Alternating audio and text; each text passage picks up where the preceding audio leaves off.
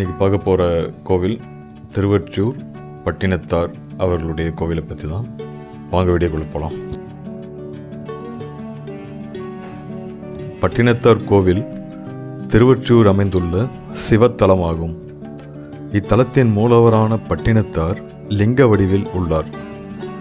சித்தரான பட்டினத்தார் முக்தி பெற்ற இத்தலத்தில் சிவனாகவே வணங்கப்பெறுகிறார். இந்த கோவில் தல வரலாறு: பட்டினத்தாரும் அவருடைய சீடரான பத்ரகிரியாரும் திருவிடை மருதூரில் தங்கியிருந்த பொழுது சிவபெருமான் பத்ரகிரியாருக்கு முக்தி தந்தார். பட்டினத்தார் தனக்கு முக்தி தர வேண்டிய பொழுது சிவபெருமான் பட்டினத்தாரிடம் ஒரு கரும்பினை தந்து இக்கரும்பின் நுனி இனிக்கும் இடத்தில் முக்தி தருவதாக கூறினார்.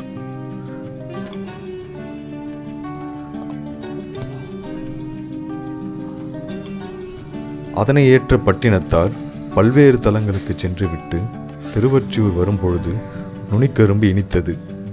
இத்தலத்திலேயே பட்டினத்தார் முக்தி பெற்றார். முன்னொரு காலத்தில் சோழநாட்டு தலைநகரம் காவிரி பூம்பட்டினத்தில் சிவனேசர் ஞான கமலாம்பிகை என்னும் சிவபக்த தம்பதியர் வசித்து வந்தனர். இவர்களுக்கு சிவன் அருளால் ஒரு மகன் பிறந்தார். திருவெண்காடர் என்று அழைக்கப்பட்ட இவரும் சிறந்த சிவபக்தர். கடல் கடந்து வாணிபம் செய்யும் பணி செய்து வந்த இவர் தனது 16ஆம் வயதில் சிவக்கலை என்பவரை மணந்து கொண்டார். திருமணமாகி பல்லாண்டுகளாக இத்தம்பதியருக்கு குழந்தை இல்லை. திருவெண்காடர் சிவனை வழிபட்டு புத்திர பேறு அருளும்படி வேண்டினார். இதனிடையே சிவசருமர் சுசீலை என்னும் மற்றொரு சிவபக்த தம்பதியருக்கு சிவனே மகனாக பிறந்தார். குழந்தைக்கு மருதவாணர் என பெயரிட்டு சீரும் சிறப்புமாக வளர்த்தனர். சிவனுக்கு சேவை செய்தே வறுமையில் வாடிய தம்பதியரால் ஒரு கட்டத்தில் குழந்தையை சரியாக வளர்க்க முடியவில்லை. திருவெண்காடர் சிவசருமர் தம்பதிக்கு அருள் செய்ய எண்ணம் கொண்டார் சிவன்.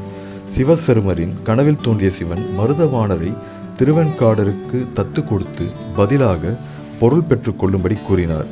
அதே சமயம் திருவெண்காடரில் கனவில் தோன்றிய சிவன் மருதவாணரை வளர்க்கும்படி கூறினார். அதன்படி திருவெண்காடர் மருதவாணரை தத்தெடுத்து வளர்த்தார். மருதவாணரும் தந்தையின் தொழிலையே செய்தார். ஒரு சமயம் மருதவாணர் கடல் கடந்து வாணிபம் செய்துவிட்டு ஊர் திரும்பினார். தாயாரிடம் ஒரு பெட்டியை மட்டும் கொடுத்து அவர் ஒன்றும் சொல்லாமல் வீட்டை விட்டு சென்று விட்டார். இதனிடையே வெளியே சென்றிருந்த திருவெண்காடர் மகன் சம்பாதித்து வந்திருப்பதை காண பெட்டியை திறந்தார். அதில் தவிட்டு உமிகளை கொண்டு செய்யப்பட்ட எரு மட்டும் இருந்தது. கோபம் கொண்ட அவர் எருவை வீசி எறிந்தார். அதற்குள் காதற்ற ஊசியும் வாராது கான் கடை வழிக்கே என்று எழுதப்பட்ட காகிதத்தை கண்டார். திருவெண்காடருக்கு ஏதோ சுரீர் என்று உரைத்தது. மனிதன் எவ்வளவுதான் சம்பாதித்தாலும் கடைசியில் பயனில்லாத காதற்ற ஊசியை கூட கையில் கொண்டு செல்ல முடியாது என்று உணர்ந்தார். உடன் இல்லற வாழ்க்கையை துறந்த அவர் சிவனை வணங்கி முக்தி கொடுக்கும்படி வேண்டினார். அவருக்கு காட்சி தந்த சிவன் தகுந்த காலத்தில் முக்தி கிடைக்கும் என்றார். அதன் பின் சிவத்தல யாத்திரை சென்ற திருவெண்காடர் காவிரி பூம்பட்டினத்தில் பிறந்தவர் என்பதால் பட்டினத்தார் என்று அழைக்கப்பட்டார். காசியை ஆட்சி செய்த பத்ரகிரியார் என்னும் மன்னனை தனது சீடனாக ஏற்றுக்கொண்டார். திருவிடை மருதூர் தலத்தில் இருவரும் சில காலம் தங்கியிருந்தனர். சிவன் பத்ரகிரியாருக்கு முதலில் காட்சி கொடுத்து முக்தி கொடுத்தார். பட்டினத்தார் தனக்கு முக்தி வேண்டவே ஒரு கரும்பை கொடுத்து அதன் நுனி இனிக்கும் இடத்தில் முக்தி தருவதாக கூறினார். அதன் பின் பல தலங்களுக்கு சென்ற பட்டினத்தார் இத்தலத்திற்கு வந்தபோது நுனிக்கரும்பு இனித்தது. இங்கிருந்த சிலரை அழைத்த அவர் தன்னை ஒரு பாத்திரத்தால் மூடும்படி கூறினார். அவர்களும் அவ்வாறு செய்யவே லிங்க வடிவமாக மாற்றி முக்தி பெற்றார். பிற்காலத்தில் இவ்விடத்தில் கோவில் எழுப்பப்பட்டது. இந்த கோவில் சென்னை திருவொற்றியூர்லேருந்து ஒரு 2 கிலோமீட்டர் டிஸ்டன்ஸில் தான் இருக்குது. உங்களுக்கு ட்ரெயினில் வரதா இருந்தாலும் வரலாம், இல்லை பஸ் ஃபெசிலிட்டியும் இருக்குது. ஸ்ட்ரெயிட் பஸ் இருக்காது, மாறி வரா மாதிரி இருக்கும் எக்மோர்லேருந்து. இந்த வாழ்க்கை வரலாறுலேருந்து நம்ம தெரிஞ்சுக்கிறது என்னென்னா, பட்டினத்தார் ஒரு மிகப்பெரிய மகான். அவ்வளவு பெரிய செல்வ பெருந்தகை கடைசியில் எதுவுமே இல்லாமல் முற்றும் திறந்துட்டு நம்ம போகிறப்ப எதுவுமே கூட வராது. இந்த ஒரு நீதியை தான் எல்லாருக்கும் விட்டுட்டு போயிருக்காரு.